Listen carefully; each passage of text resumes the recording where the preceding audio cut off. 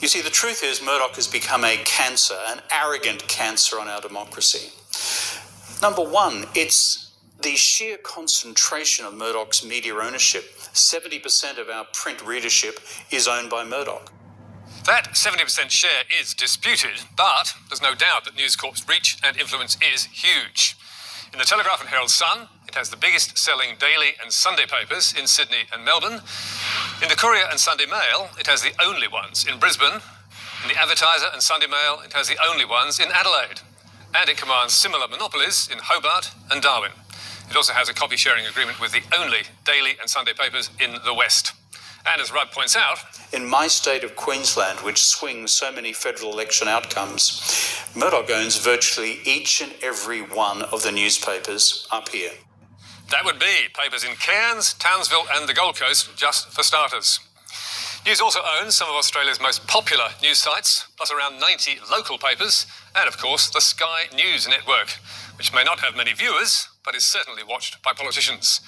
And News Corp is not afraid to use them all as political weapons.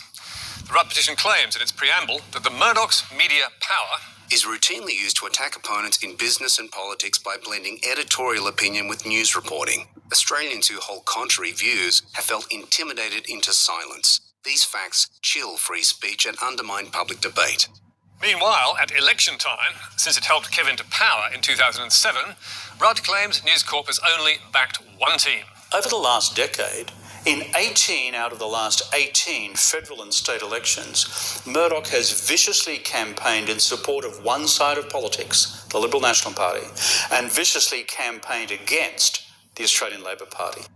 Back in the 2013 election, Media Watch highlighted how Sydney's Telegraph in particular went after Labor, with front pages like this. Kick this mob out. I know nothing. Stop the notes. Does this guy ever shut up? And when we tallied up the telly's political stories in the campaign, we found only 6 out of 293 were pro-Labor, while 43 were pro-coalition, and a remarkable 134 were anti-Labor. In the 2019 election, Media Watch found the story repeated. Led by The Australian, The Daily Telegraph and Sky News, News Corp was again shamelessly partisan. And remember, this July front page in the Sunday Telegraph after this year's Eden Monaro by-election. ScoMo Scorcher. Popular PM delivers Labor a brutal by-election lesson. Yet it was Labor who won the seat. But this sort of bias is not limited to election time. Who could forget News Corp's savage campaign against Labor's pink bat scheme, or its constant attacks on Labor's debt and deficit disaster that somehow ceased to be a problem when the coalition borrowed twice as much, or News Corp's relentless denial of the threats posed by climate change. So let me deal with the issue head on.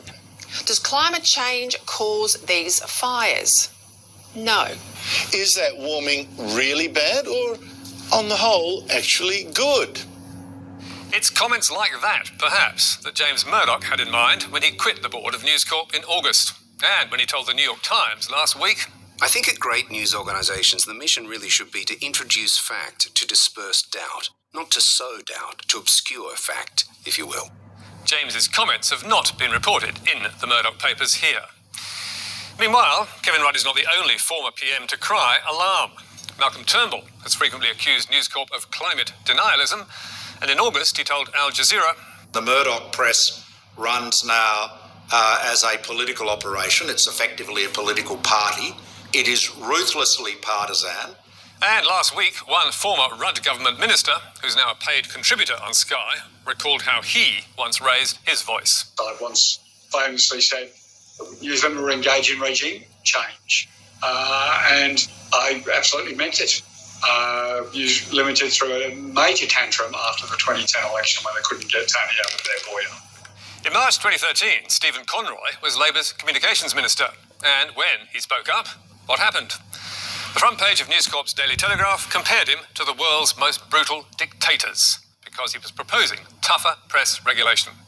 And inside, they dressed him up as Stalin.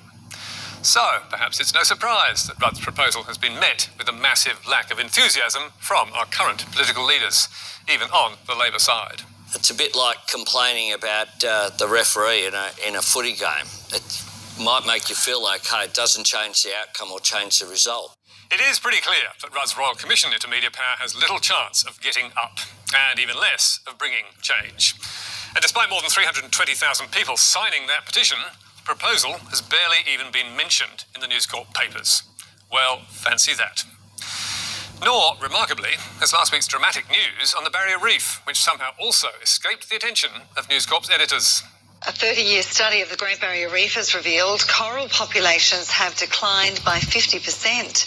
Scientists say every minute counts in the race to preserve what is left, and it starts with reducing global emissions. That story, reporting a new study from Australia's Centre of Excellence for Coral Reef Studies, ran on TV, radio, online and in newspapers all around the world. In Australia, the USA, the UK, Europe and Asia. And according to Media Monitor's Meltwater, the reef's plight scored a mention in more than 700 stories around the world. But amazingly, it wasn't in the Australian or any of the News Corp metro papers like the Telly and Herald Sun, or the Queensland dailies where the reef is vital for tourism, or in its 90 local papers, and it was not even on news.com.au, although they and the Telly did run a short video from Reuters. So, did the editors of all those titles independently decide it was not worth covering? We asked News Corp to comment on Rudd's petition and on why it didn't cover the coral story, but we got no response. My guess is they ignored the study published by the prestigious Royal Society because the authors found the coral deaths were caused by climate change and urged, There is no time to lose. We must sharply decrease greenhouse gas emissions ASAP. And that, of course, does not fit in with what former PM Malcolm Turnbull describes as News Corp's climate denialist agenda.